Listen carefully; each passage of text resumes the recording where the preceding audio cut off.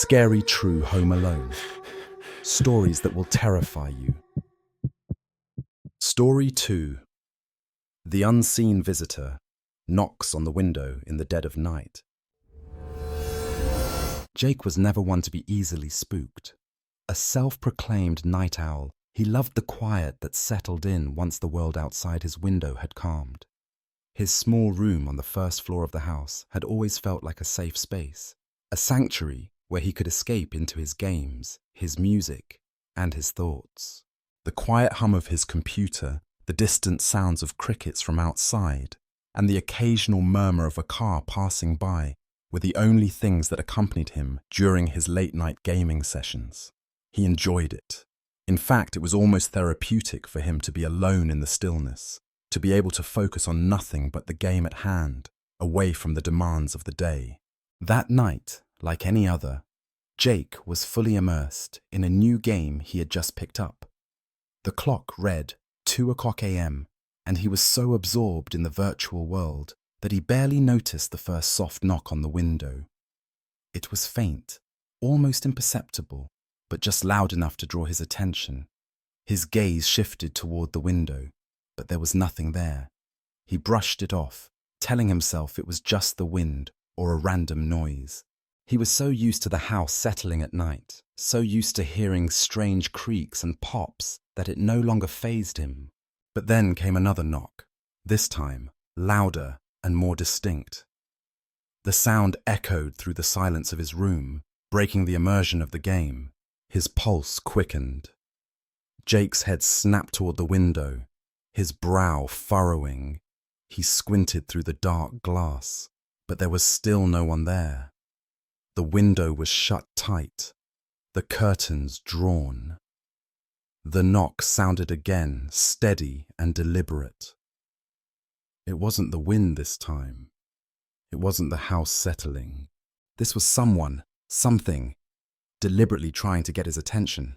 Jake's mind raced. Who could be out there at this hour? He wasn't expecting anyone, and no one in the neighborhood ever knocked on his window at night. His first instinct was to ignore it. He told himself it was probably some kids playing a prank, just trying to mess with him. The idea of confronting whoever was outside didn't appeal to him. So, with a quiet sigh, he did what he usually did when faced with something unsettling. He shut the blinds, hoping that would be the end of it. But the knocking didn't stop. It came again, louder now, more persistent. There was a rhythmic, almost taunting quality to the sound. With each knock, his unease grew. His hand hovered over the mouse, his focus on the game broken as his heart raced. He couldn't concentrate anymore. The knocking was getting under his skin, making it harder for him to ignore. Jake leaned back in his chair, staring at the blinds, now tightly closed against the outside world. His rational mind screamed at him to just let it go, to return to the game, to pretend like it was nothing.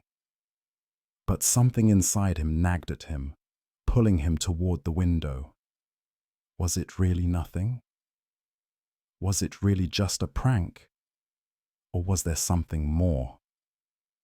He stood up, his legs shaky from the adrenaline that was building in his body, and walked over to the window. His fingers brushed the blinds, his breath shallow as he hesitated. A part of him didn't want to see what was on the other side, but the curiosity was too strong. He lifted the blinds just a crack, just enough to peek through. His breath caught in his throat. There, in the dark of the night, was a shadow, tall and indistinct, standing just outside his window. The figure was cloaked in darkness, their features hidden by the night. Jake's mind raced. Who was it? Why were they out there? Why were they knocking on his window at this hour? The figure didn't move. It didn't speak. It just stood there, unmoving, as if waiting for Jake to make the next move. Fear gripped him. He slammed the blinds shut, his heart pounding in his chest. His hands shook as he backed away from the window, retreating to the farthest corner of his room. Every instinct told him to run, to get out of the house, but his legs were frozen. His mind was racing, trying to make sense of what was happening. What was that person doing there? Why were they standing outside his window? Minutes passed, and the knocking ceased.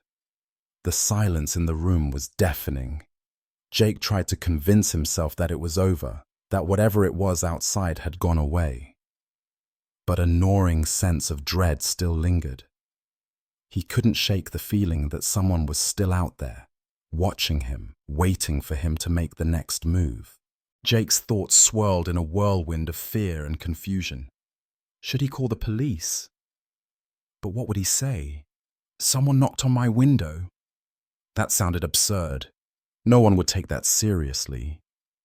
So he did the only thing he could think of.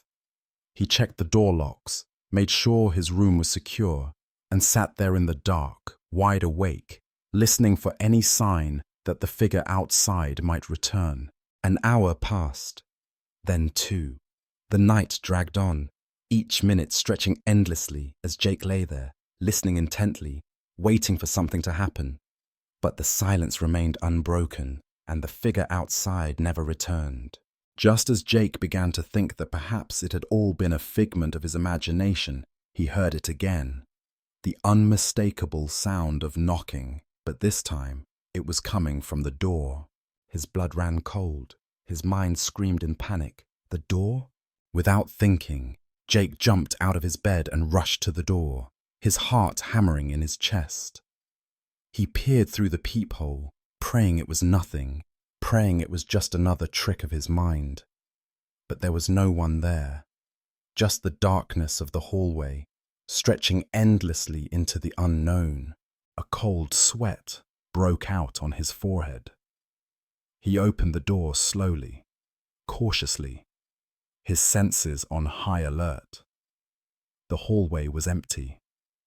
His breathing was shallow, every nerve in his body screaming for him to retreat back into his room and lock the door. But just as he was about to step back inside, something caught his eye, something on the floor. There, lying in the hallway, was a small crumpled piece of paper.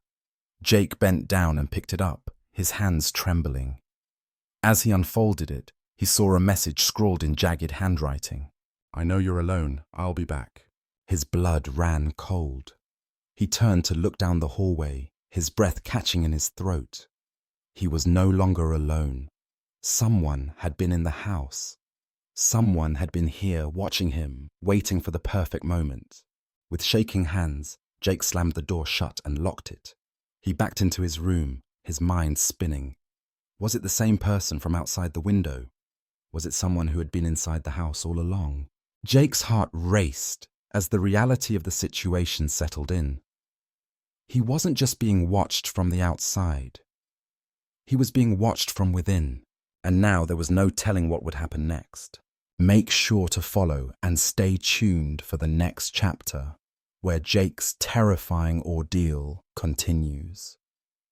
What does the mysterious message mean? Who is watching him? And what is their next move? Don't miss out. There's much more to come.